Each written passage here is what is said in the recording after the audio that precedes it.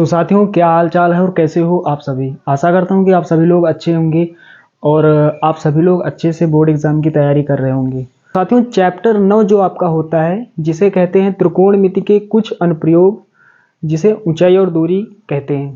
त्रिकोणमिति के कुछ अनुप्रयोग मतलब ऊंचाई और दूरी। यहाँ पर हमें ऊंचाई निकालनी होती है या फिर दूरी निकालनी होती है। दोस्तों, आप सभी जानते हैं कि बोर्ड एग्जाम में इस चैप्टर से ऊंचाई और दूरी से एक सवाल आता है। 6 नंबर के लिए वहां पर सवाल होता है। तो दोस्तों, बोर्ड एग्जाम में यदि आप ऐसे सवाल हल कर लेते हैं तो आपको पूरे के पूरे 6 अंक मिलते हैं। बहुत ही आसान सवाल होते हैं, बहुत ही सरल सवाल होते हैं। तो चलिए दोस्तों, सवाल पढ़ते हैं बिना किसी देरी के। सड़क के एक ओर एक मीनार और सड़क की दूसरी ओर मीनार के ठीक सामने एक मकान स्थित है। मीनार के शीर्ष से मकान के शीर्ष और आधार के अवनमन कोण क्रमशः 45 अंश और 60 अंश है। यदि मकान की ऊंचाई 12 मीटर है तो मीनार की ऊंचाई ज्ञात कीजिए। यहाँ पर हमें मकान की हाइट पता है 12 मीटर है, हमें मीनार की हाइट, मीनार की ऊंचाई यहाँ पर निकालनी है। तो सबसे पहले यहाँ पर क्या लिखेंगे, हल। यहाँ पर लिखेंगे हल। उसके बाद दोस्तों यहाँ पर सवाल पढ़ेंगे और उसी के अनुसार हम चित्र बनाएंगे, फिगर बनाएंगे। यदि आप चित्र बना लेते हैं तो फिर आप सवाल को आसानी से लगा सकते हैं। तो साथियों, सवाल पढ़ेंगे और उसी के अनुसार हम यहाँ पर चित्र बनाएंगे। तो यहाँ पर दोस्तों लिखा सड़क के एक ओर एक मीनार। तो पहले हम सड़क बना लेते हैं। मान लेते हैं ये कोई सड़क है, ये यहाँ पर ये कोई सड़क है। तो यहाँ पर लिखा हुआ सड़क के एक ओर, तो सड़क का एक किनारा ये है मान लेते हैं और एक किनारा ये है। तो यहाँ पर लिखा हुआ है एक और एक मीनार। तो यहाँ पर मान लेते हैं ये मीनार है, यहाँ पर मान लेते हैं ये मीनार है, ये कोई मीनार है। उसके बाद और सड़क के दूसरी ओर, यानी इस ओर, यहाँ की बात हो रही है, ये दूसरा किनारा है सड़क का। तो यहाँ पर लिखा हुआ है सड़क की दूसरी ओर मीनार के ठीक सामने, ये मीनार है, इसके सामने, इसका मतलब यहाँ पर ठीक मीनार के सामने एक मकान स्थित है। तो मीनार बड़ी होगी, मकान छोटा होगा, घर छोटा होगा। तो यहाँ पर मान लेते हैं ये कोई ये घर है। चलिए दोस्तों, अब आगे पढ़ते हैं सवाल। तो यहाँ तक हमने सवाल पढ़ा और उसी के अनुसार इतना यहाँ पर हमने चित्र बनाया। आगे पढ़ते हैं। यहाँ पर लिखा हुआ मीनार के शीर्ष से, मतलब यहाँ से, ये मीनार का शीर्ष है। तो मीनार के शीर्ष से मकान के शीर्ष, ये मकान का शीर्ष है और ये मीनार का शीर्ष है। चलिए इसे थोड़ा यहाँ पर छोटा यहाँ पर बना लेते हैं, क्योंकि यहाँ पर हमने छोटा चित्र बनाया। बाकी आप समझ जाएंगे तो आप बड़ा बना लेंगे अपने हिसाब से। तो यहाँ पर लिखा हुआ मीनार के शीर्ष से मकान के शीर्ष और आधार। तो मकान का शीर्ष ये हुआ और मकान का आधार ये हुआ। तो मकान के शीर्ष और आधार के अवनमन कोण 45 अंश और 60 अंश है। 45 अंश है और 60 अंश है। तो शीर्ष का जो उन्नयन कोण है 45 अंश है और आधार का जो उन्नयन कोण है वो 60 अंश है। तो यहाँ पर बना लेते हैं, ये आधार है, यानी ये सड़क है, ये आधार है। तो यहाँ पर ये आधार हो जाएगा इसी के बराबर। तो ये कोण दोस्तों कितने अंश का है, 45 अंश का। ये 45 अंश का कोण है, शीर्ष के साथ 45 अंश का, और यहाँ पर आधार के साथ जो कोण बनना है वो 60 अंश का बनना है। तो यहाँ पर ये कोण दोस्तों कितने अंश का बनना है, यहाँ पर ये बनना है 60 अंश का।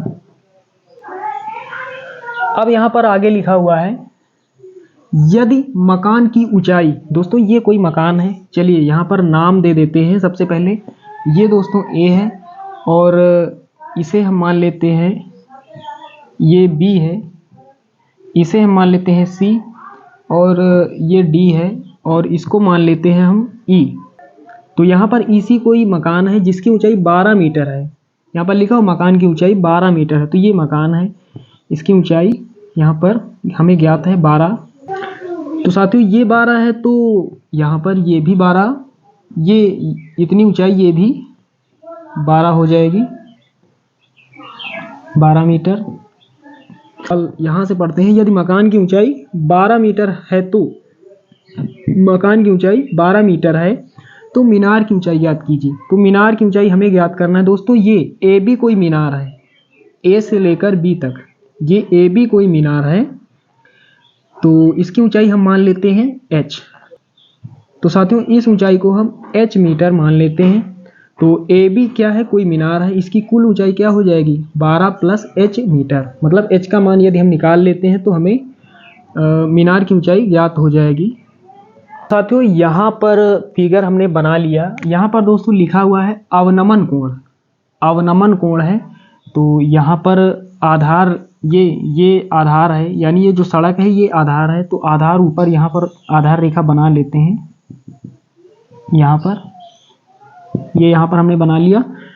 अब यहाँ पर हमें कोण लिखना है। तो यहाँ पर देख पा रहे हैं ये यहाँ पर कितना होता है, कितने अंश का कोण बनता है 90 अंश का। तो यहाँ पर कितने अंश का 90 अंश का।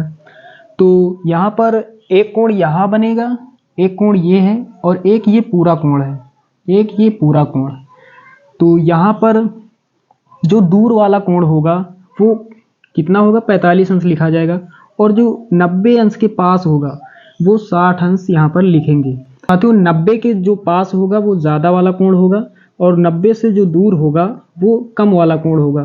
तो ये कोण यहाँ पर देख पा रहे हैं ये दूर है, यहाँ पर देख रहे हैं इस लाइन से यहाँ पर 90 अंश का कोण है, इसके बाद ये लाइन, उसके बाद ये लाइन और यहाँ पर ये कोण बनना है। तो काफ़ी दूर है 90 से, तो यहाँ पर कितना लिखेंगे 45 लिखेंगे।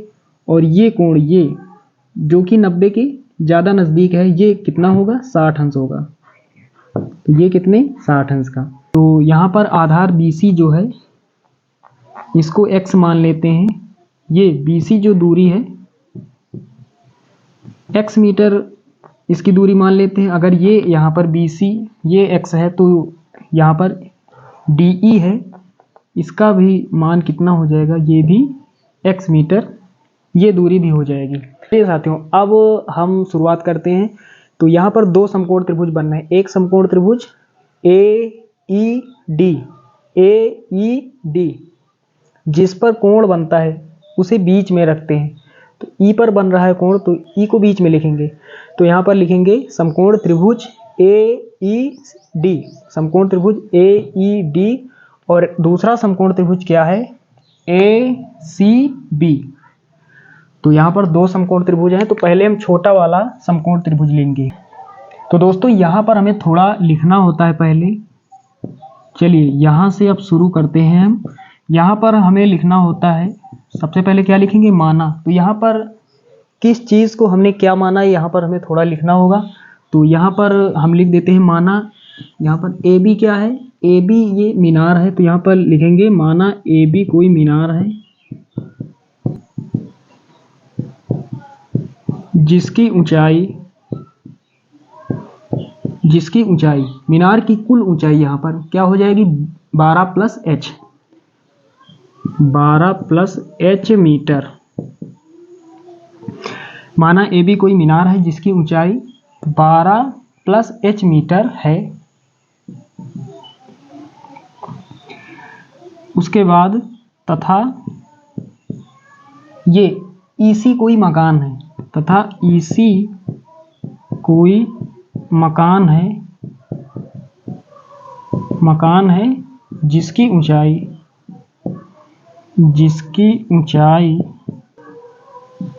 तो मकान की ऊंचाई हमें ज्ञात है 12 मीटर है। तो इतना यहाँ पर आपको लिखना है और ज़्यादा यहाँ पर कुछ नहीं लिखना है।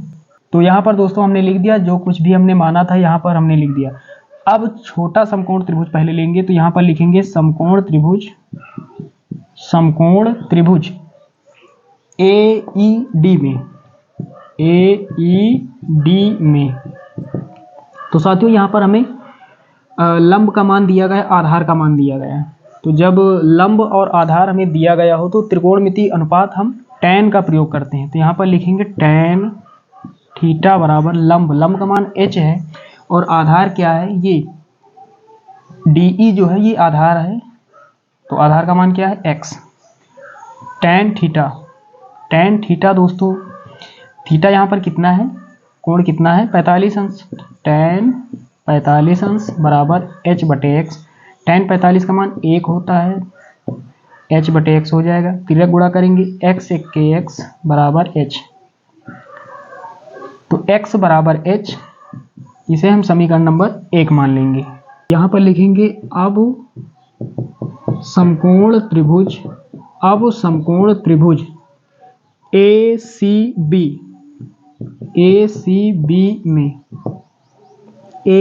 में यहाँ पर थोड़ा डायरेक्ट लिखेंगे tan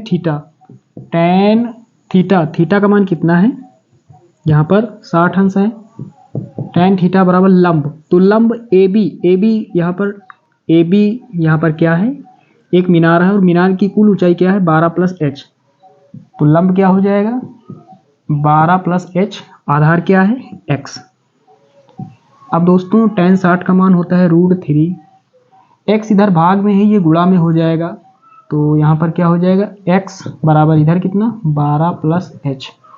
यहाँ पर दोस्तों हम क्या करेंगे, x का मान रख देंगे, तो x के स्थान पर हमें क्या रखना है h, क्योंकि हमें ऊंचाई का मान चाहिए, ये h का मान पहले में निकालना होगा, तो यहाँ पर √3, इसके स्थान पर हमें रखना है h।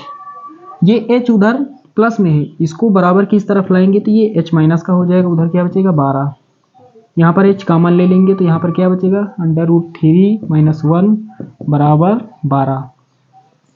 अब दोस्तों क्या करेंगे, हमें h का मान चाहिए, तो h के साथ ये गुणा में है, ये संख्या √3 - 1 बराबर के उस तरफ ये भाग में हो जाएगी, बटे में हो जाएगी, तो 12 के नीचे √3 - 1। अब दोस्तों क्या करेंगे, इसका परिमेयकरण कर देते हैं, तो √3 - 1 है, तो √3 + 1 से हम अंश में और √3 + 1 से हर में गुणा कर देते हैं, तो यहाँ पर क्या हो जाएगा, तो 12 यहाँ पर √3 + 1 और नीचे यहाँ पर क्या हो जाएगा, एक ब्रैकेट में a - b, एक में a + b, a² - b²। तो यहाँ पर दोस्तों पहला ये जो मान है ये a है और ये b है, तो a² यानी √3 का स्क्वायर, यहाँ पर स्क्वायर से रूट कैंसिल, कितना हो जाएगा 3 हो जाएगा, नीचे 3, फिर माइनस b², b क्या है 1 का स्क्वायर कितना होगा 1 होगा। साथियों अब आगे यहाँ पर हल कर लेते हैं, तो यहाँ पर क्या लिखेंगे h बराबर, यहाँ पर कितना बचेगा, यहाँ पर बचेगा 12 √3 + 1 और नीचे 3 में घटाएंगे 1, कितना बचेगा 2, काट देंगे, 2 × 1 = 2 और 2 × 6 = 12। यहाँ पर क्या बचा दोस्तों, यहाँ पर बचा 6 और ब्रैकेट में √3 + 1, अंदर गुणा कर देते हैं, 6 √3 हो जाएगा प्लस 6 × 1 = 6, तो यहाँ पर 6 लिखेंगे गुणा √3 का मान 1.732 यहाँ पर रखेंगे प्लस 6। अब सभी को गुणा करके यहाँ पर जोड़ देंगे, तो यहाँ पर क्या हो जाएगा, यहाँ पर गुणा करते हैं 6 दूना 12 के 2 हासिल 1 और 3 छंग 18, 18 × 1 = 19 का 9 हासिल 1 और 7 छंग 42, 42 × 1 = 43 का 3 हासिल 4 और 6 × 1 = 6 और 6 × 4 कितना हो जाएगा 10 हो जाएगा।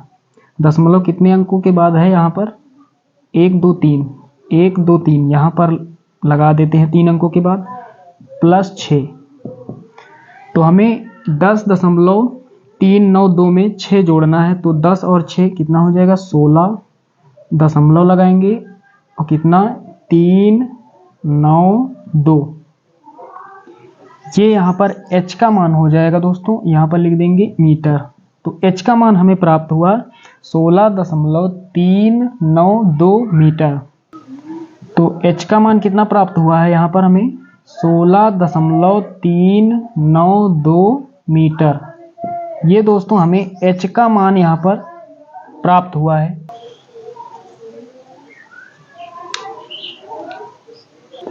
तो साथियों यहाँ पर हमें मीनार की ऊंचाई निकालनी है, तो मीनार की कुल ऊंचाई क्या है, यहाँ पर मीनार की कुल ऊंचाई यहाँ पर देख पा रहे हैं, मीनार की कुल ऊंचाई 12 + h मीटर। तो यहाँ पर मीनार की ऊंचाई क्या हो जाएगी, चलिए दोस्तों पहले इसे हटा देते हैं, h का मान हमें प्राप्त है बाकी सब यहाँ पर हटा देते हैं। तो यहाँ पर लिखेंगे अतः मीनार की ऊंचाई, अतः मीनार की ऊंचाई बराबर, मीनार की ऊंचाई ए बी क्या है, कोई मीनार है, तो ए बी मीनार की ऊंचाई यहाँ पर h + 12 मीटर, यहाँ पर मान रख देते हैं। h का मान अभी हमने निकाला 16.392 + 12। चलिए यहाँ पर जोड़ लेते हैं, 16 और 12 यहाँ पर कितना होगा, 6 2 8 और उसके बाद 1 1 2 28 हो जाएगा, 12 16 .392 मीटर। फिर दोस्तों इसे हम लिख सकते हैं 28.3, 3 में एक अंक बढ़ा देते हैं, कितना 4, 28.4 मीटर। ये दोस्तों मीनार की ऊंचाई हो जाएगी, यहाँ पर ये आंसर हो जाएगा।